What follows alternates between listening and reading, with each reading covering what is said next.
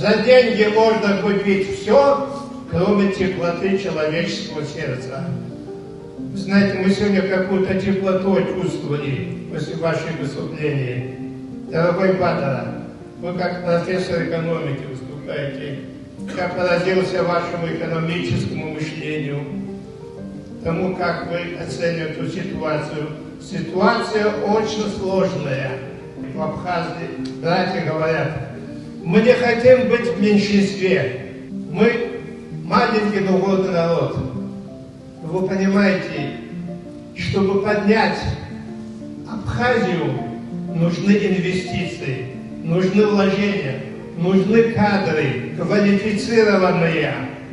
Вы должны это взвесить.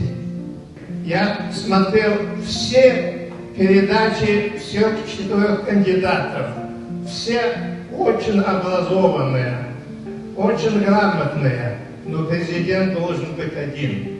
Поэтому я очень просил их, чтобы они не пошли в оппозицию, чтобы они поддержали действующего президента.